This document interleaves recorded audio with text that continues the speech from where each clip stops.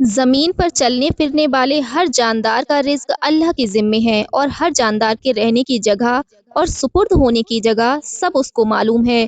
یہ تمام باتیں کھلی ہوئی کتاب لوح محفوظ میں درج ہیں، اور اسی نے آسمانوں اور زمین کو 6 ایام میں پیدا کر دیا، اور اس کا عرش یعنی پائے تخت پانی پر تھا۔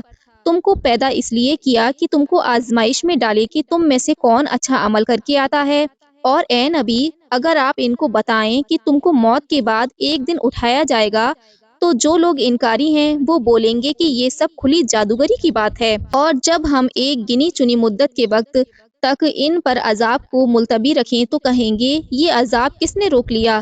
آگاہ ہو جاؤ اور سن رکھو کہ جس دن عذاب ان پر آ پڑے گا، انہیں ٹالنے کی ذرا فرصت نہ ملے گی، اور جس عذاب کا مذاق اڑاتے تھے وہی ان کو آ کر گھیر لے گا۔ اور اگر ہم انسان کو اپنی رحمت کا مزہ چکھاتے ہیں اور پھر اس رحمت کو انسان سے چھین لیتے ہیں، تب وہ بڑا نا امید اور ناشکرا ہو جاتا ہے۔ اور اگر ہم پھر اس کو اپنی نعمت کا مزہ چکھاتے ہیں اس کے بعد کہ اس کو دکھ درد نے گھیر رکھا تھا، تو خوش ہو کر کہنے لگتا ہے میری سب تکلیف رخصت ہو گئی، اور بے فکر ہو کر اترانے لگتا ہے اور اپنی ہوشیاری بگھارنے لگتا ہے۔ مگر جو لوگ صبر کرنے والے ہیں اور نیک عمل کرنے والے ہیں، ایسے لوگوں کے لیے مغفرت اور بڑا اجر ہے۔ تو کیا جو وحی آپ کی طرف کی گئی ہے اس میں سے کچھ کو چھوڑنے والے ہو اور اس بات پر تنگ دل ہوئے جاتے ہو کہ وہ کہتے ہیں اس کے ساتھ کوئی خزانہ کیوں نہیں اتارا گیا، یا اس کے ساتھ کوئی فرشتہ ہی آ جاتا؟ بس آپ تو ڈر سنانے والے ہو، اور اللہ ہر چیز کا نگہبان ہے۔ یہ لوگ کیا بکتے ہیں کہ یہ کلام تو اس نے اپنے جی سے بنا لیا ہے۔ آپ فرما دو کہ تم بھی ایسی 10 صورتیں اپنے جی سے بنا کر پیش کر کے بتا دو، اور اللہ کے سوا جن کو اپنی مدد کے لیے بلا سکو سب کو بلا لو، اگر تم سچے ہو۔ پھر اگر یہ لوگ تمہاری بات کا جواب نہ لا سکیں تو جان لو کہ یہ کلام نازل کیا گیا ہے اللہ کے علم سے، اور اس میں یہ بات بیان کی جا رہی ہے کہ اس کے سوا کوئی عبادت کے لائق نہیں۔ تو کیا اب بھی مسلمان ہوتے ہو یا نہیں؟ جو شخص دنیا کی زندگی بنانے کی فکر میں رہے گا اور اسی کی زینت اور بناؤ سنگار میں لگا رہے گا، تو ہم اس کے کاموں کا بدلہ یہیں پورا کر دیں گے، اور ایسے لوگوں کو یہاں کوئی کمی نہیں ہوگی۔ ایسے لوگوں کو آخرت میں سوائے آگ کے عذاب کے اور کچھ ہاتھ نہ آئے گا، اور جو اعمال انہوں نے دنیا میں کیے سب برباد ہو جائیں گے، اور جو کچھ کام کر کے آئے آخرت میں سب کے سب باطل قرار کر دیے جائیں گے۔ وہ کتنا بھلا آدمی ہے جو اپنے رب کی طرف سے آئی ہوئی دلیل پر قائم رہے اور اس کی تلاوت کر کے اس کا گواہ بن گیا ہو، اور اس کے پہلے بھی موسیٰ علیہ السلام کی کتاب امام، اگوائی کرنے والی اور رحمت کرنے والی بن کر آئی تھی۔ اس پر ایمان لانے والے لوگ ایسے ہوا کرتے تھے، اور ان ٹولیوں اور جتھوں میں جو بھی اس کا انکاری ہوگا اس کا ٹھکانہ آگ ہے۔ تم اس میں کچھ بھی شک نہ کرنا، بس یہی حق ہے تمہارے رب کی طرف سے، لیکن اکثر لوگ اس پر ایمان نہیں لاتے۔ اور اس سے بڑھ کر ظالم کون ہوگا جو اللہ پر جھوٹ موٹ بات بنا کر پیش کرے۔ ایسے لوگ جب اپنے رب کے حضور پیشی میں کھڑے کیے جائیں گے تو گواہ لوگ گواہی دیں گے کہ یہ وہ لوگ ہیں جو اپنے رب کے بارے میں جھوٹی باتیں چلا رہے تھے۔ آگاہ رہو کہ ایسے ظالموں پر اللہ کی لعنت کی فٹکار ہے۔ پھر یہ ظالم لوگ اللہ کے راستے سے دوسروں کو بھی روکتے رہے، اور اس راہ کو ٹیڑھی کر دینے میں لگے رہے، اور آخرت کے بارے میں بھی انکار کرتے رہے۔ یہ لوگ زمین میں کسی طرح اللہ کو تھکا نہیں سکتے تھے، اور آج اللہ کے مقابلے میں ان کا کوئی ولی نہیں ہے، بلکہ ان کو عذاب دگنا ہوگا۔ کان ہوتے ہوئے بھی یہ لوگ حق بات سن لینے کی طاقت سے محروم رہے اور دیکھتے بھی نہیں تھے۔ یہ لوگ انجام کے لحاظ سے اپنے آپ کو نقصان میں ڈالنے والے ثابت ہوئے، اور جو کچھ جھوٹی باتیں بنایا کرتے تھے وہ سب غائب ہو گئیں۔ کچھ بھی شک نہیں کہ یہ لوگ آخرت میں بہت زیادہ نقصان اٹھانے والے ہیں۔ بے شک جو لوگ ایمان لائے اور نیک عمل کرتے رہے اور اپنے رب کی طرف عاجزی سے جھکتے رہے، ایسے تمام لوگ جنت کے لائق ہیں جس میں یہ ہمیشہ رہا کریں گے۔ دونوں فریق کی حالت ایسی ہے جیسے ایک اندھا اور بہرا اور دوسرا دیکھتا اور سنتا ہوا، مثال میں کیا یہ دونوں برابر ہیں؟ تو پھر تم نصیحت کیوں نہیں قبول کرتے؟ اور بے شک ہم نے نوح علیہ السلام کو ان کی قوم کی طرف رسول بنا کر بھیجا تھا۔ انہوں نے اعلان کیا کہ میں تمہارے لیے کھلا ہوا ڈر سنانے والا ہوں کہ تم اللہ کے سوا کسی کی بندگی نہ کرو۔ میں تمہارے بارے میں ایک دردناک دن کے عذاب کا اندیشہ رکھتا ہوں۔ تب ان کی قوم کے منکر سردار بول اٹھے کہ تم تو ہمارے جیسے آدمی ہو، اور سرسری نگاہ سے بھی معلوم ہو جاتا ہے کہ تمہاری اتباع ہم میں سے کچھ گرے پڑے اور ذلیل قسم کے لوگ ہی کر رہے ہیں، اور اپنے مقابلے میں تمہاری کوئی فضیلت بھی ہم نہیں دیکھ رہے ہیں، بلکہ ہمارا یہ خیال ہے کہ تم جھوٹے ہو۔ حضرت نوح علیہ السلام جواب میں بولے، اے برادران قوم، یہ تو دیکھو کہ اگر میں اپنے رب کی طرف سے ایک روشن دلیل پر قائم ہوں اور اسی نے اپنی طرف سے یہ رحمت دے کر نواز دیا، اور تم ایسے اندھے ہو کہ تم کو کچھ سوچتا ہی نہیں، تو اب کیا میں یہ زبردستی تمہارے سر پر تھوپ دوں، جبکہ تم تو اسے ناپسند کرتے ہو؟ اور اے میری قوم کے لوگوں، میں نے تم سے اس بات پر کسی مال کا سوال تو نہیں کیا، میرا اجر تو اللہ کی ذمہ ہے، اور میں ان ایمان والوں کو جو تمہاری نگاہ میں حقیر لگتے ہیں دھتکارنے والا بھی نہیں، یہ سب اپنے رب سے ملنے والے ہیں، لیکن میں دیکھتا ہوں کہ تم میں سے ایک ایسی قوم ہے جو جہالت پر اتر آئی ہے۔ اے میری قوم، اگر میں ان کو دھتکار دوں تو اللہ کے عذاب سے بچانے میں میرا مددگار کون ہو سکے گا؟ بھلا اب بھی تم غور نہیں کرتے؟ اور میں یہ نہیں کہتا کہ میرے پاس اللہ کے خزانے ہیں، اور میں تو غیب کا علم بھی نہیں رکھتا، اور میں یہ بھی نہیں کہتا کہ میں فرشتہ ہوں، اور تمہاری آنکھیں جن کو ذلیل دیکھ رہی ہیں ان کے بارے میں یہ نہیں کہہ سکتا کہ ان کو اللہ بھلائی سے نہیں نوازے گا۔ اللہ خوب جانتا ہے جو کچھ ان کے دلوں میں ہے۔ اگر میں کوئی ایسی بات کہہ دوں تو میرا شمار ان لوگوں میں ہوگا جو ظالم ہیں۔ جواب میں وہ لوگ بولے کہ اے نوح علیہ السلام، تم ہم سے بحث حجت کر چکے اور بہت جھگڑا کیا، اب تو وہ عذاب ہی لے آؤ جس کا تم ہمیں دھمکی دیتے ہو، اگر تم سچے ہو۔ جواب میں نوح علیہ السلام نے فرمایا کہ اگر اللہ چاہے گا تو عذاب بھی تم پر آ پڑے گا، اور پھر تم کہیں بچ کر جا بھی نہیں سکو گے، اور اگر میں چاہوں کہ تم کو نصیحت کروں اور اللہ تمہیں راہ ہدایت سے محروم رکھ کر دے، تو میرا بھلا چاہنا تم کو کچھ بھی نفع نہ دے سکے گا، وہی تمہارا رب ہے اور اسی کی طرف تم لوٹ کر جاؤ گے۔ کیا یہ لوگ یوں کہتے ہیں کہ اس نبی نے قرآن کو اپنے دل سے بنا لیا ہے؟ آپ ان سے کہہ دو کہ اگر میں نے اپنے جی سے اس قرآن کو خود ہی بنا لیا ہے تو میرے اس جرم کا وبال مجھ پر ہے، اور جو جرم تم کر رہے ہو اس کا وبال سے میں بری ہوں۔ اور نوح علیہ السلام کی طرف وحی کر دی گئی ہے کہ اپنی قوم میں سے جو ایمان لایا سو لا چکا، اب کوئی ان کے سوا ایمان نہیں لائے گا، تو اب تم ان کی چال سے دکھی ہونا چھوڑ دو، اور تم ہماری نگرانی میں اور ہماری وحی کے مطابق ایک کشتی بناؤ، اور ان ظالموں کے بارے میں مجھ سے بات بھی نہ کرنا، اس لیے کہ یہ سب لوگ پانی میں ڈبو ڈبو کر مارے جائیں گے۔ تب نوح علیہ السلام نے کشتی بنانی شروع کی، اور جب ان کی قوم کے چودھری وہاں سے گزرتے تو نوح کی کھلی اڑاتے۔ نوح علیہ السلام بولے، اچھا تم ہمارا مذاق اڑاتے ہو، تو تمہاری طرح ایک دن ہم بھی تمہاری ہنسی اڑائیں گے، پھر تم کو بہت جلد یہ معلوم ہو جائے گا کہ رسوا کرنے والا عذاب کس پر آیا، اور یہی عذاب اتر کر کس پر قائم ہو کر رہے گا۔ یہاں تک کہ جب ہمارا حکم آ گیا اور تندور روٹی پکانے کے چولہے میں سے پانی ابلنے لگا، تو ہم نے حکم دیا کہ ہر قسم کا جوڑا اس کشتی میں سوار کر لو، اور اپنے گھر والوں کو بھی، مگر اس کو نہیں جس کے بارے میں فیصلہ ہو چکا ہے، اور جو ایمان لایا ہے صرف اسی کو سوار کرو۔ اور نوح علیہ السلام پر بہت تھوڑے سے لوگ ایمان لائے تھے، اور نوح علیہ السلام نے کہا کہ اس میں اب سوار ہو جاؤ، اللہ کے نام سے ہے اس کا چلنا اور ٹھہرنا بھی، بے شک میرا رب بہت ہی مغفرت فرمانے والا اور بڑا رحیم ہے۔ اور یہ کشتی ان سب کو لے کر پہاڑوں جیسی اونچی موجوں اور لہروں کے بیچ چلنے لگی، اور نوح علیہ السلام نے اپنے بیٹے کو آواز دی جو الگ تھا، اے بیٹے ہمارے ساتھ سوار ہو جا اور نافرمانوں کا ساتھی مت بن۔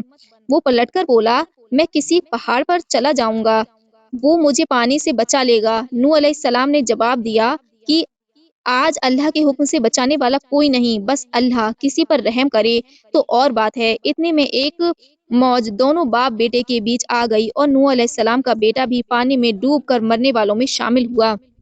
اللہ کا حکم ہوا، اے زمین اپنا پانی نگل جا، اور اے آسمان تھم جا۔ پانی سوکھ گیا اور فیصلہ پورا ہو گیا، اور کشتی جودی پہاڑ پر ٹک گئی، اور اعلان ہو گیا کہ ظالم قوم کو رحمت سے دور کر دیا گیا۔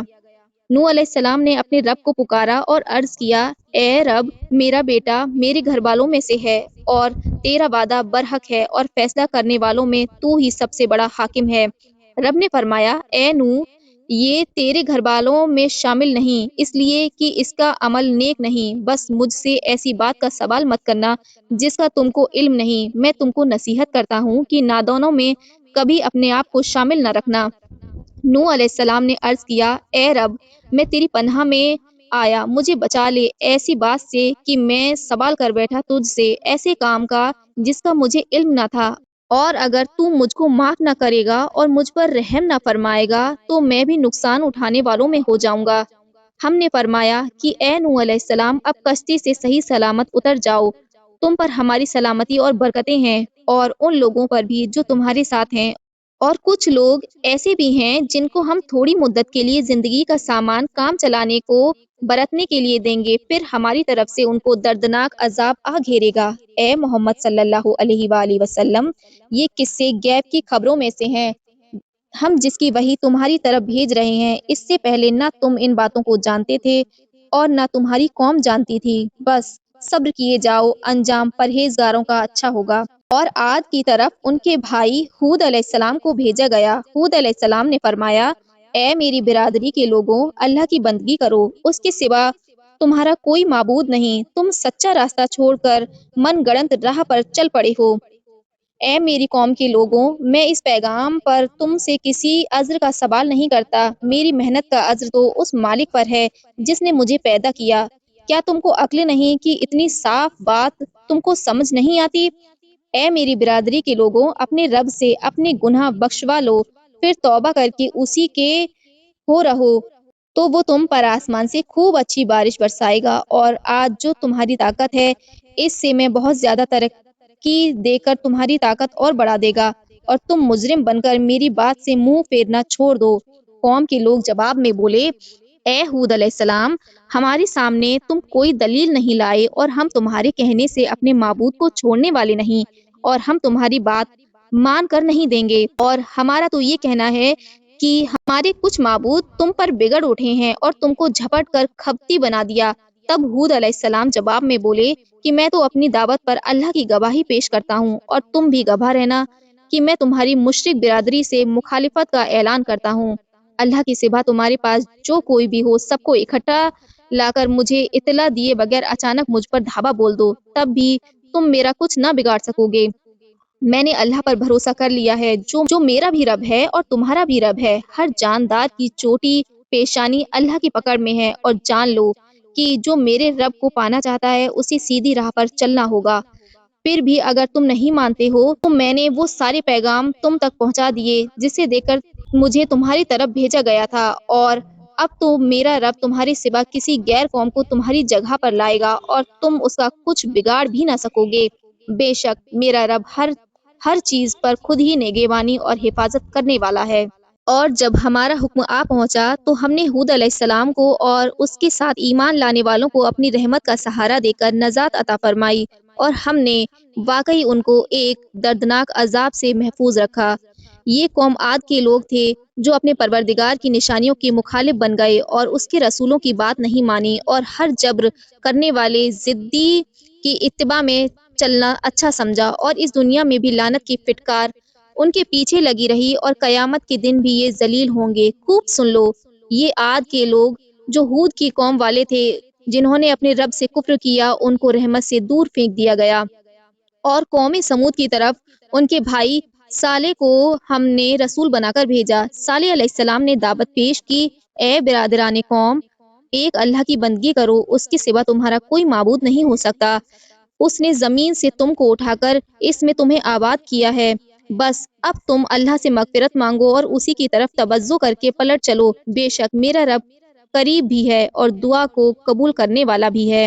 جواب میں قوم کے لوگ بولے کہ اے صالح علیہ السلام، ہم کو اس سے پہلے امید تھی کہ تم ہماری برادری میں بڑے قابل اور ہونہار بنو گے، تو کیا ان کی عبادت ہمارے باپ دادا کرتے رہے، اسی سے تم ہم کو منع کرنے لگے؟ بس جس طریقے کی طرف تم ہم کو دعوت دیتے ہو اس میں ہم کو شک معلوم ہوتا ہے اور ہمارا دل نہیں مانتا۔ صالح علیہ السلام نے فرمایا، اے میری قوم، کچھ تو دیکھو بھلا کہ اگر میں اپنے رب کی طرف سے ایک کھلی دلیل پر دعوت دیتا ہوں، اور یہ کہ ایک رحمت کی بات ہے جو اللہ کی طرف سے میری جانب بھیجی گئی ہے، پھر اگر میں اس کی نافرمانی کروں گا تو اللہ کی پکڑ سے مجھے کون بچا سکے گا؟ ایسی حالت میں تو تم میری برادری کے آدمی ہو کر بھی میرا بہت زیادہ نقصان کرنے پر تلے ہو۔ اے برادران قوم، یہ اللہ کی اونٹنی ہے جو تمہارے لیے ایک نشانی ہے، اسے کھلی رہنے دو تاکہ چلتی پھرے اللہ کی زمین میں، اور برے ارادے سے اسے چھونا بھی مت، ورنہ بہت قریب ہے تم عذاب میں دھر لیے جاؤ گے۔ پھر بھی انہوں نے اونٹنے کے پاؤں پر وار کیا اور اس کے پیر کاٹ ڈالے۔ تب صالح علیہ السلام نے کہا، اب اپنے گھروں میں صرف 3 دن مزے کر لو، یہ وعدہ ہے جو کبھی جھوٹ نہیں ہوگا۔ پھر جب عذاب کا ہمارا حکم آ گیا تو ہم نے صالح علیہ السلام اور ان کے بھائی اور ان کے ساتھ ایمان لانے والوں کو اپنی رحمت میں جگہ دے کر اس دن کی رسوائی سے نجات دی۔ بے شک آپ کا رب بڑی قوت والا اور غلبے والا ہے۔ اور ان ظالموں کو ایک زوردار آواز نے آ پکڑا، پھر وہ صبح کو اپنے گھروں میں اوندے منہ گرے پڑے تھے، اور ان کا حال یہ ہوا جیسے وہ کبھی ان گھروں میں بسے ہی نہ تھے۔ خوب سن لو، یہ قوم سمود تھے جنہوں نے اپنے رب کے فرمان کا انکار کیا۔ آگاہ ہو جاؤ کہ قوم سمود کو اللہ کی رحمت سے دور پھینک دیا گیا۔ اور بے شک ہمارے بھیجے ہوئے فرشتے ابراہیم علیہ السلام کے پاس بشارت لے کر پہنچے تو ابراہیم علیہ السلام کو پہلے سلام کہا، جواب میں ابراہیم علیہ السلام نے بھی سلام کیا، اور پھر تھوڑی ہی دیر میں ابراہیم علیہ السلام گھی میں بھنا ہوا ایک بچڑا لے کر آئے۔ پھر جب دیکھا کہ کھانے کی چیز کی طرف تو ان کے ہاتھ بڑھ نہیں رہے تو ان کو پہچان نہ سکا، اور اپنے جی میں ان سے ڈرنے لگا۔ فرشتے بولے، خوف نہ کرو، بے شک ہم تو لوط علیہ السلام کی قوم کی طرف بھیجے گئے ہیں۔ اور ابراہیم علیہ السلام کی بیوی کھڑی ہوئی، یہ باتیں سن کر ہنس پڑی۔ تب ہم نے اسے اسحاق علیہ السلام کی بشارت دی، اور اسحاق علیہ السلام کے بعد یعقوب علیہ السلام کی۔ ابراہیم علیہ السلام کی بیوی کہنے لگی، ہائے میرا نصیب، اب جاگا کہ میں ماں بنوں گی، جبکہ میں سوکھی بڑھیا ہو چکی ہوں، اور یہ میرے شوہر بھی بوڑھے ہو چکے ہیں، بے شک یہ تو بڑی عجیب بات ہوگی۔ فرشتے جواب میں بولے، کیا تم کو اللہ کے حکم میں تعجب ہو رہا ہے؟ اے ابراہیم علیہ السلام کے گھرانے والے، تم پر تو اللہ کی بڑی رحمت اور برکت ہے، بے شک اللہ بہت ہی تعریف کے لائق اور بڑی بزرگی والا ہے۔ پھر جب ابراہیم علیہ السلام کا ڈر جاتا رہا اور ان کو لڑکے کی بشارت مل گئی تو ہم سے لوط کی قوم کے بارے میں بحث کرنے لگے۔ بے شک ابراہیم علیہ السلام بہت برداشت کرنے والے، بڑے نرم دل اور اللہ کی طرف جھکنے والے تھے۔ ہم نے کہا، اے ابراہیم، اس بات کو جانے دو، یقیناً یہ تمہارے رب کا حکم ہے جو آ چکا ہے، اور اب ان پر ایک ایسا عذاب آ پڑے گا جسے کوئی ہٹا نہیں سکتا۔ اور جب ہمارے بھیجے ہوئے فرشتے لوط کے پاس پہنچے تو ان کے دل دھک دھک ہو کر اٹکنے لگے، اور بولے کہ آج کا دن بہت ہی سخت مشکل کا ہے۔ اور ان کی قوم کے لوگ دوڑتے بھاگتے آئے اور ان کے گھر پر دھابا بول دیا، اور اس کے پہلے بھی یہ لوگ برے برے کاموں میں مشغول تھے۔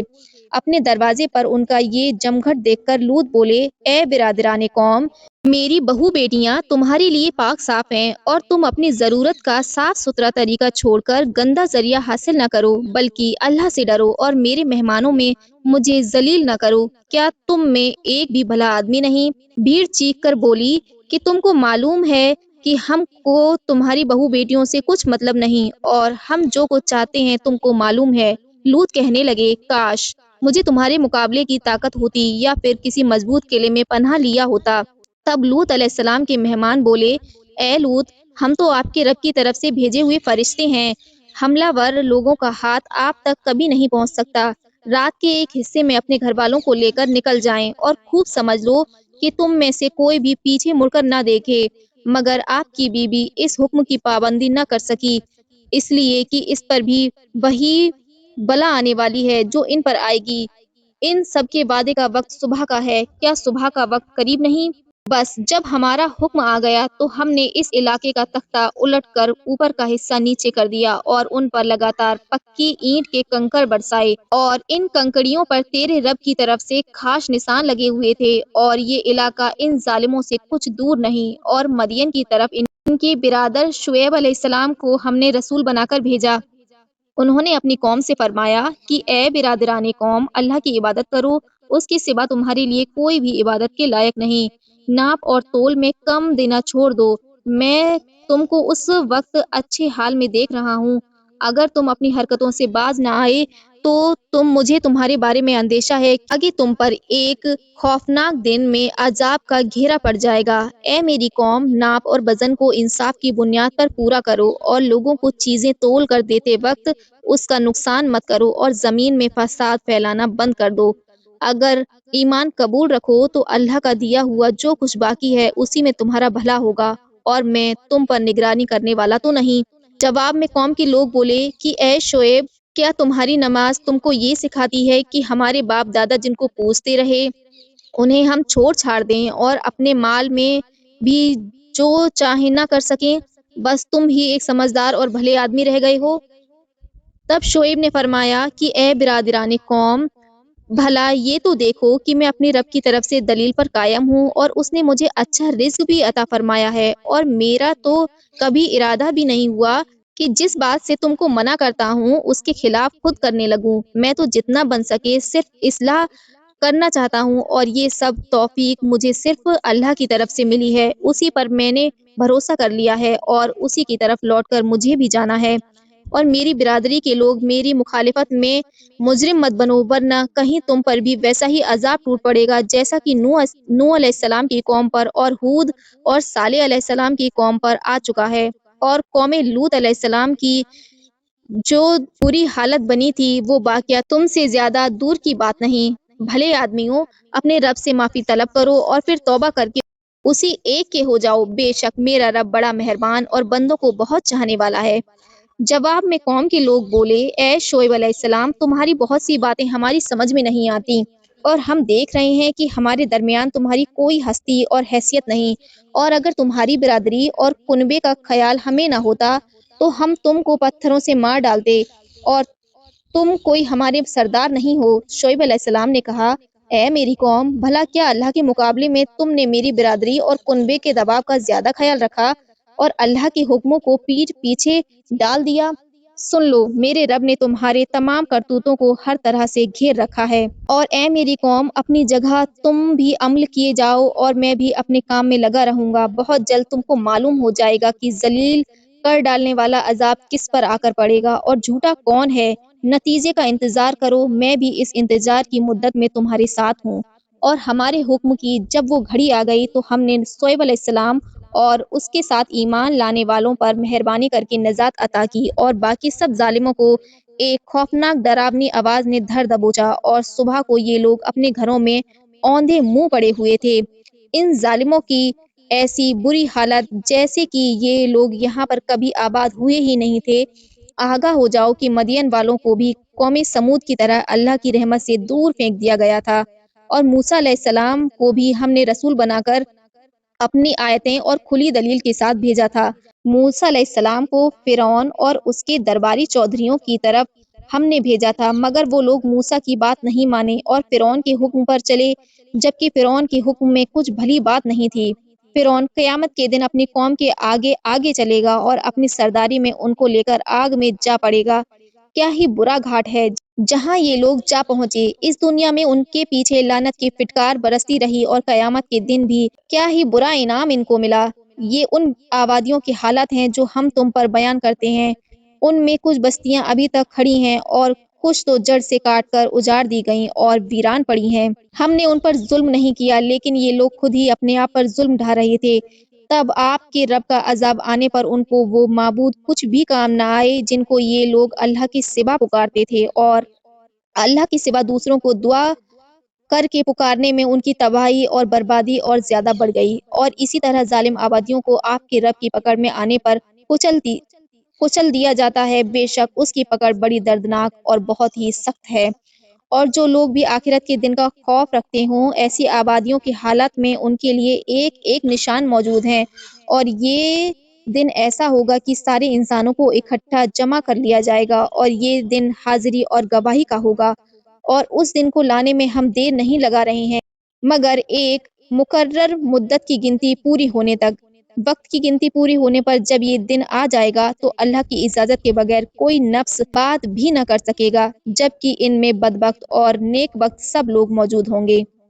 جو لوگ بدبخت ہوں گے وہ تو آگ میں ڈال دیے جائیں گے، اور وہاں دہاڑے مار مار کر بہت ہی خوفناک اور ڈراؤنی آوازوں سے چلائیں گے۔ وہاں پر ان کو ہمیشہ رہنا ہے جب تک زمین اور آسمان ہیں۔ ہاں، اگر آپ کے رب کو کچھ اور منظور ہوا تو پھر الگ بات ہے۔ بے شک آپ کا رب جو ارادہ فرما لے وہی کر کے رہتا ہے، اور جو لوگ نیکی والے ہوں گے وہ جنت میں ہمیشہ کو رہا کریں گے جب تک آسمان اور زمین رہیں۔ ہاں، اگر آپ کا رب چاہے تو اور بات ہے، یہ عطا اور بخشش ایسی ہوگی جس کا سلسلہ کبھی ختم نہیں ہوگا۔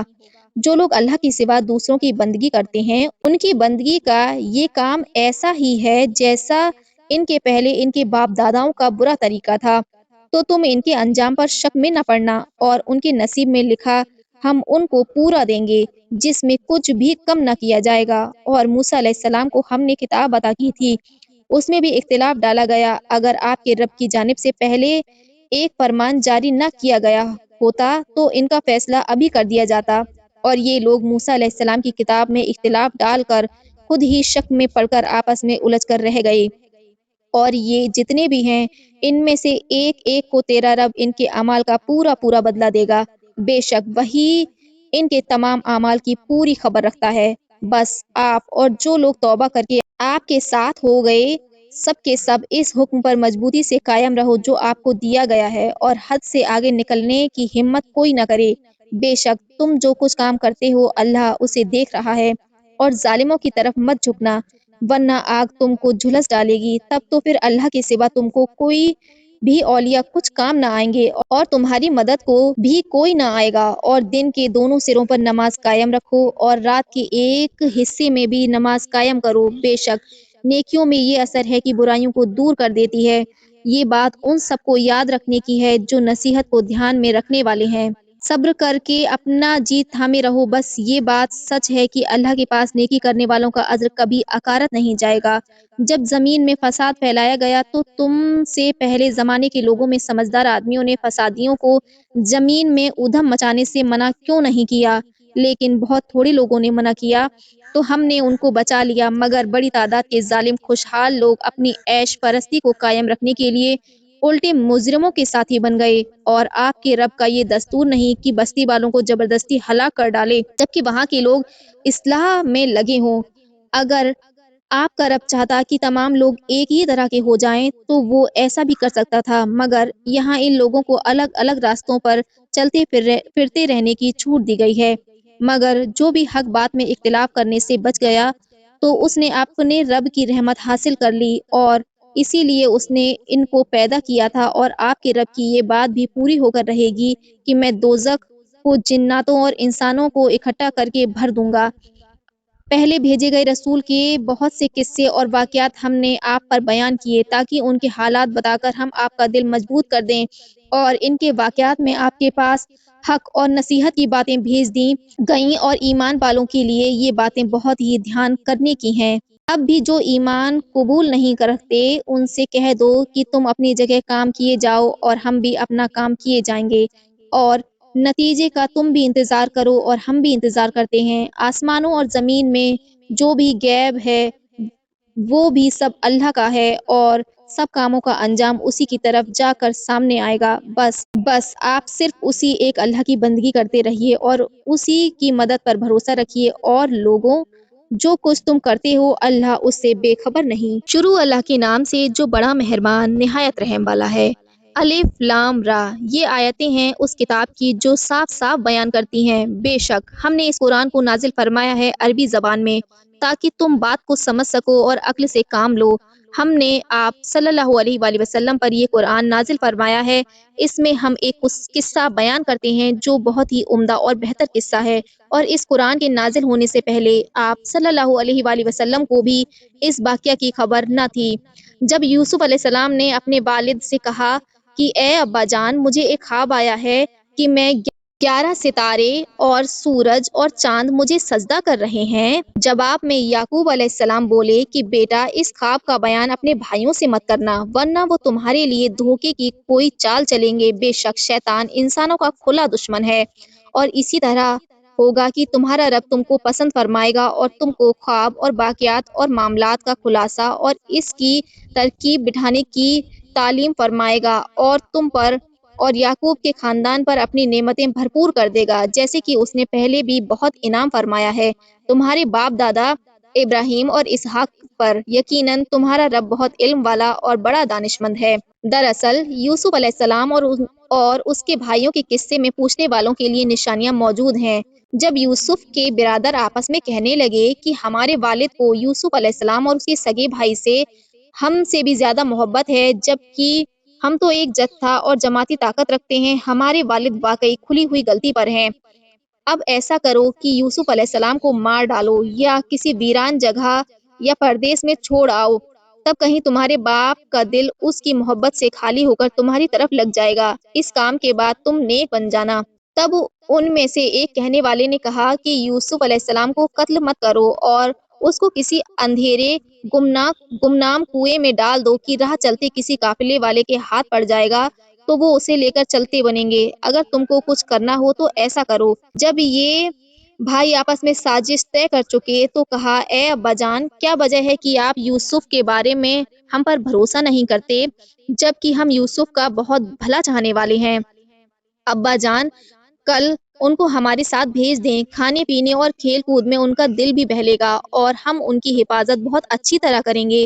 تب یعقوب علیہ السلام بولے کہ مجھے اس کی بڑی فکر لگی رہتی ہے اور تم کہیں اسے لے گئے تو مجھے ڈر پڑ گیا کہ تم سیر سپاٹے میں اس سے بے دھیان رہو گے اور اسے بھیڑیا کھا جائے گا۔ جواب میں بھائی بولے کہ ہماری اتنی بڑی ٹولی اور جماعت کے ہوتے ہوئے بھی اسے بھیڑیا کھا جائے تو ہم بڑے نکمے ثابت ہوں گے۔ بس جب یوسف علیہ السلام کو یہ لوگ لے کر چلے اور اس بات پر متفق ہو گئے کہ اسے اندھیرے کنویں میں ڈال دیں تو ہم نے وحی کے ذریعے یوسف علیہ السلام کو تسلی کر دی کہ ایک وقت ایسا ضرور آئے گا کہ تم ان کو ان کی اس حرکت کی خبر دو گے، جبکہ وہ تم کو پہچانتے بھی نہ ہوں گے۔ اور یوسف علیہ السلام کے بھائی لوگ رات کو روتے پیٹتے اپنے باپ کے پاس پہنچے۔ بولے، ابا جان، جب ہم گئے تو ایک دوسرے سے آگے نکل جانے کی دوڑ میں لگ گئے اور اپنے سامان کے پاس یوسف علیہ السلام کو چھوڑ گئے تو اسے بھیڑیا کھا گیا۔ اور اب تو آپ ہماری بات پر بھروسہ نہیں کریں گے، اگر ہم کتنے ہی سچے ہوں اور یوسف علیہ السلام کی قمیض پر جھوٹ موٹ کا خون لگا کر لے آئے۔ یعقوب علیہ السلام نے فرمایا، ایسا نہیں ہے، بلکہ تم نے ایک من گڑنت بات بنا لی ہے۔ بس اب تو صرف ایسا صبر چاہیے جس میں شکایت کا نام نہ ہو، اور جو کچھ تم بیان کر رہے ہو اس پر تو اللہ کی مدد کے ذریعے ہی صبر حاصل ہو سکتا ہے۔ اور ایک قافلے کا گزر وہاں سے ہوا تو انہوں نے اپنے پنہارے کو بھیجا کہ وہ پانی لے آئے۔ جیسے ہی اس نے اپنا ڈول کنویں میں ڈالا، پکار اٹھا کہ بشارت ہو، بشارت! یہ تو بڑا اچھا لڑکا ہاتھ آ گیا۔ اور قافلے والے یوسف علیہ السلام کو مال کمانے کی غرض سے پونجی کی طرح چھپا کر چلتے بنے، اور ان کے کام سے اللہ واقف تھا، اور انہوں نے یوسف علیہ السلام کو بہت کم قیمت پر، یعنی گنتی کے چند درہم میں، قافلے والوں کے ہاتھ بیچ ڈالا، اور ان کے دل میں یوسف علیہ السلام کی کچھ زیادہ قدر نہ تھی۔ اس کے بعد جب مصر میں یوسف علیہ السلام کو بیچ دیا گیا تو ان کو خریدنے والے نے اپنی بیوی سے کہا کہ اس کو خوب عزت اور اکرام کے ساتھ اپنی دیکھ بھال میں رکھنا، بہت ممکن ہے کہ آگے یہ لڑکا ہمارے لیے بہت مفید ثابت ہو، یا ہم اس کو اپنا بیٹا ہی بنا لیں گے۔ اور اس طرح ہم نے ملک مصر میں یوسف علیہ السلام کے قدم جما دیے، اور ہم نے یوسف علیہ السلام کو اپنی تربیت میں خواب کی تعبیر کے ذریعے حقیقت کی گہرائی کا علم عطا فرمایا۔ اللہ اپنے حکم کو جاری کرنے میں غالب ہے، لیکن اکثر لوگ اس بات سے ناواقف ہیں۔ اور جب یوسف علیہ السلام اپنی بھری جوانی کو پہنچ گئے تو ہم نے ان کو دانش مندی اور علم عطا فرمایا، اور ہمارا تو یہ دستور ہے کہ نیکی کرنے والوں کو ہم خوب اچھی طرح جزا دیا کرتے ہیں۔ اور جس عورت کے گھر میں یوسف علیہ السلام کو رکھا گیا تھا وہی ان کو پھسلانے لگی اور ڈورے ڈالنے لگی کہ یوسف کا جی لڑک جائے، اور دروازے بند کر کے بولی، یوسف آ جا، جو کچھ ہے سب تیرے لیے ہے۔ یوسف بولے، اللہ کی پناہ، وہ میرا رب ہے، مجھے اس نے اب تک اچھی طرح رکھا اور ظالم لوگوں کو وہ کامیاب نہیں ہونے دیتا۔ اس عورت نے یوسف کے ساتھ ارادہ کر لیا تھا، اور یوسف نے اگر اپنے رب کی دلیل اور حجت کو دیکھا نہ ہوتا تو ان کا بھی ارادہ ہو جاتا۔ اس طرح ہم نے یوسف علیہ السلام کو برائی اور بے حیائی کے کام سے بچا لیا، بے شک وہ ہمارے خاص بندوں میں سے تھے۔ दरवाजे की तरफ यूसुफ अलैहिस्सलाम आगे और औरत पीछे दौड़ी और यूसुफ अलैहिस्सलाम की कमीज औरत ने पीछे से खींचकर फाड़ दी। इस भाग दौड़ में दोनों जैसे ही दरवाजे के पास पहुंचे तो औरत के शौहर को मौजूद पाया। बेगम अजीज बोली, इसके सिवा और क्या सजा हो सकती है कि उस आदमी की जो तेरी घरवाली के साथ बुरा इरादा करे, कि बस उसे जेल खाने में बंद कर दिया जाए या फिर कोई सख्त से सख्त सजा दी जाए। यूसुफ अलैहिस्सलाम ने कहा कि इसी ने मुझे फुसलाना चाहा और कोशिश की कि मेरा जी उसकी तरफ लग जाए, और उसी वक्त औरत के रिश्तेदारों में से एक गवाही देने वाले ने गवाही दी, अगर यूसुफ की कमीज आगे से फटी है तो औरत सच्ची है और वो झूठा है, और अगर यूसुफ अलैहिस्सलाम की कमीज पीछे पीछे से फटी है तो औरत झूठी है और वो यूसुफ अलैहिस्सलाम सच्चा है। जब जब अजीज मिस्र ने देखा कि यूसुफ अलैहिस्सलाम की कमीज तो पीछे से फटी है, तब बोला कि तुम औरतों का ये फरेब है, बेशक तुम्हारी चालाकियां बड़ी गजब की हैं। फिर कहा गया कि यूसुफ अलैहिस्सलाम, इस बात को नजरअंदाज कर दो और ए बेगम अजीज, तुम अपने कसूर की माफी मांग लो, यकीनन भूल और गलती तो तुम्हारी है। शहर के बड़े घराने की बेगमात इस बात पर चर्चा करने लगीं कि बेगम अजीज तो अपने गुलाम पर जी जान से फिदा होकर इसके पीछे पड़ गईं। तब इस बात का यकीन हो चुका कि गुलाम की मोहब्बत इसके दिल में घर कर गई है। हम तो इसे खुली हुई गलती में देख रही हैं। बेगम अजीज ने जब इसके चर्चे सुने तो गुस्से से बिफर गई और बड़ी बड़ी बेगमात को एक दावत पर बुलाया और मसनद तकियों से महफिल सजाई और हर एक के हाथ में चाकू छुरी दे दी और यूसुफ से बोली, जरा इनके सामने भी आ जा। बस क्या था, जैसे ही दावत में आई हुई औरतों ने यूसुफ अलैहिस्सलाम को देखा, बहुत हैरान रह गईं और अपने हाथ काट कर जख्मी कर लिए और बोल उठी, बुजुर्ग तो बस सिर्फ अल्लाह है, ये कोई आदमी नहीं बल्कि ये तो कोई नूरानी फरिश्ता है। तब अजीज की बीवी बोली कि यही वो जवान है जिसके बारे में तुम मुझे ताना देती हो। हाँ, ये बात सच है कि मैंने इसको अपनी तरफ माइल करने की कोशिश की थी, लेकिन ये पाकबाज रहा, और अगर अब भी ये मेरी बात नहीं मानेगा तो फिर जरूर इसे जेल खाने में डालकर बेइज्जत किया जाएगा। तब यूसुफ अलैहिस्सलाम ने दुआ की, ए परवरदिगार, जिस बात की तरफ मुझे ये औरतें बुला रही हैं उससे बचने के लिए मुझे जेल खाना ही ज्यादा अच्छा रहेगा, और अगर तूने मुझे इनके फरेब से नहीं बचाया तो मैं इनकी तरफ झुक जाऊंगा और नादानी का काम कर बैठूंगा। तब यूसुफ अलैहिस्सलाम के रब ने उनकी दुआ कबूल फरमाई और उन औरतों के फरेब से यूसुफ अलैहिस्सलाम को बचा लिया। बेशक वो दुआ का सुनने वाला और हालात का जानने वाला है। फिर कुछ निशानियां देखने के बाद हाकिम लोगों को ये सूझा कि एक मुद्दत तक यूसुफ अलैहिस्सलाम को कैद में डालना ही ठीक रहेगा। और यूसुफ अलैहिस्सलाम जब कैद खाने में दाखिल किए गए तो दो नौजवान इनके साथ जेल में दाखिल हुए। उनमें से एक ने कहा कि मैं ख्वाब में क्या देखता हूँ कि शराब निचोड़ रहा हूँ, और दूसरा बोला, मैंने ख्वाब में देखा कि अपने सर पर रोटियां उठाए हुए हूँ और परिंदे उसमें से नोच नोच कर खा रहे हैं। यूसुफ अलैहिस्सलाम, हम तुमको बहुत नेक और भले लोगों में से देख रहे हैं, हमको इसका खुलासा और ताबीर बता दो। यूसुफ अलैहिस्सलाम ने फरमाया कि यहाँ जो कैद में तुम्हें खाना पीना मिलता है, उसके आने से पहले मैं तुम्हें इस ख्वाब का खुलासा बता दूंगा। मेरे परवरदिगार ने मुझे जो सिखाया है उसी इल्म का एक हिस्सा है। भाइयों सुन लो, मैंने उस कौम के गिरोह को छोड़ दिया है जो अल्लाह पर ईमान से हट गई और ये आखिरत के भी इनकारी हो गए। मैंने तो इब्राहीम की मिल्लत का तकलीद कर लिया है, जिसकी दावत मेरे बाप दादा इब्राहीम अलैहिस्सलाम, इसहाक अलैहिस्सलाम और याकूब अलैहिस्सलाम ने जारी फरमाई। हमारी शान के खिलाफ है कि हम अल्लाह के साथ किसी चीज को भी शरीक बतलाएं। ये अल्लाह का हम पर और लोगों पर बड़ा एहसान है, लेकिन अक्सर लोग अल्लाह की बड़ी नेमत का शुक्र भी अदा नहीं करते। कैद खाने के ए मेरे साथियों, बहुत से अलग अलग रब को मानने अच्छा है या एक अकेले अल्लाह को मानना बेहतर है, जो हर तरह से जबरदस्त माबूद है। ये जो अल्लाह के सिवा तुम दूसरों की इबादत करते हो, ये सब नाम ही नाम हैं जो तुमने गढ़ लिए हैं, और तुम्हारे बाप दादाओं ने भी यही कुछ किया था, जिस पर अल्लाह ने कोई दलील नहीं उतारी। खबरदार हो जाओ कि हुक्म तो सिर्फ अकेले अल्लाह का है, और उसी ने ये हुक्म दिया है कि एक अल्लाह के सिवा किसी की भी बंदगी ना करो। यही दीन है जिससे मजबूत बंदोबस्त कायम होता है, लेकिन अक्सर लोग इस सीधी बात को नहीं जानते। ए कैद खाने के साथियों, तुम दोनों में से एक जो होगा वो अपने आका को शराब पिलाने की मुलाजमत पर रहेगा, और दूसरा जो होगा उसे फांसी दी जाएगी। फिर परिंदे उसके सर को नोच नोच कर खाएंगे। तुमने जो बात मुझसे पूछी थी उसका अंजाम इसी तरह सामने आएगा। ان دونوں میں سے اس شخص سے جس کے بارے میں یوسف علیہ السلام کا گمان تھا کہ یہ نجات پا جائے گا۔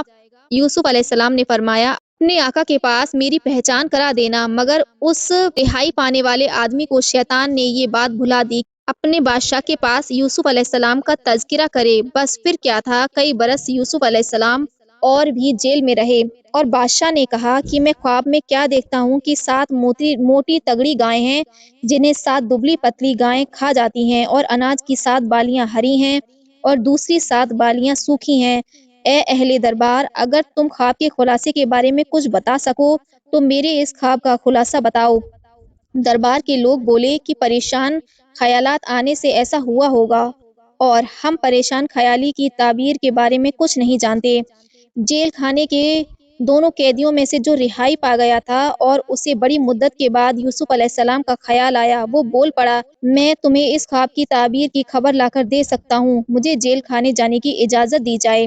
جیل خانے میں پہنچ کر اس نے حضرت یوسف علیہ السلام کو آواز دی، اے میرے سچے دوست، ہمیں ایک خواب کا خلاصہ بتائیے کہ 7 گائیں ہیں خوب موٹی تگڑی، اور ان کو 7 دبلی اور مریل گائیں کھا گئیں، اور 7 بالیاں ہیں سبز ہری بھری اور دوسری 7 سوکھی ساکھی۔ آپ اس خواب کی تعبیر بتلا دیں تاکہ لوگوں کے پاس جلد جا کر بیان کروں کہ ان لوگوں کو بھی معلوم ہو جائے۔ یوسف علیہ السلام نے اس کی بات سن کر خواب کی تعبیر یہ بتائی کہ تمہیں 7 سال تک لگاتار خوب محنت کے ساتھ کھیتی باڑی کرنا ضروری ہوگا، پھر تم جو اناج کاٹو اس کا بالیوں ہی میں ذخیرہ جمع کرنا، مگر کھانے کے لیے جو لگے اسے تھوڑا تھوڑا ہی استعمال کرنا۔ پھر اس کے بعد 7 سال سخت آئیں گے جن میں بہت بڑا اکال پڑے گا، اور ایسا ہو سکتا ہے کہ پہلے 7 سال میں جو ذخیرہ تم نے جمع کر کے رکھا ہوگا، آنے والے دوسرے 7 سال جو اناج کی بھاری تنگی کے ہوں گے وہ سارا ذخیرہ کھا کر برباد کر دیں گے۔ ہاں، مگر بیج کے لیے تھوڑا بچا کر رکھا ہوگا تو اور بات ہے۔ پھر اس کے بعد 1 سال آئے گا جس میں لوگوں کی فریاد قبول کر لی جائے گی اور بہت اچھی بارش ہوگی، جس کی پیداوار میں لوگ خوب رس نچوڑیں گے۔ اپنے خواب کی تعبیر سن کر بادشاہ نے فوراً حکم جاری کیا کہ یوسف علیہ السلام کو میرے پاس لاؤ۔ جیسے ہی بادشاہ کا نمائندہ یوسف علیہ السلام کو دربار میں لانے کے لیے جیل خانے پہنچا، یوسف علیہ السلام نے اس سے کہا، اپنے بادشاہ کے پاس واپس جاؤ اور اس سے پوچھو کہ ان عورتوں کا کیا حال بنا جنہوں نے اپنے ہاتھ کاٹ کر زخمی کر لیے تھے، بے شک میرا پروردگار ان کے فریب کو خوب جانتا ہے۔ جب بادشاہ نے ان عورتوں کو بلا کر پوچھا، اس وقت کیا واقعات پیش آئے جب تم نے ایسی حرکت کر کے یوسف علیہ السلام کو پھسلانا چاہا کہ اس کا جی ڈگمگا جائے، تب ان عورتوں نے کہا، بزرگی تو بس اللہ کے لیے ہے، یوسف علیہ السلام میں ہم نے برائی کی طرف کوئی جھکاؤ نہیں دیکھا۔ تب بیگم عزیز بھی بھرے مجمع میں بول اٹھی کہ جب سچی بات ظاہر ہو ہی گئی ہے تو میں بھی گواہی دیتی ہوں کہ یوسف علیہ السلام پاک دامن رہے، یوسف علیہ السلام کا دل بے قابو ہو جائے اس کے لیے میں نے ہی انہیں پھسلانے کی کوشش کی تھی، بے شک وہ پاک دامنی میں سچے ثابت رہے۔ اس بات کا خلاصہ اس لیے کیا گیا کہ چیزیں مصر کو معلوم ہو جائے کہ میں نے اس کے پیٹھ پیچھے کوئی غداری نہیں کی، اور یہ بات بھی سب جان لیں کہ اللہ خیانت کرنے والوں کے فریب کو چلنے نہیں دیتا۔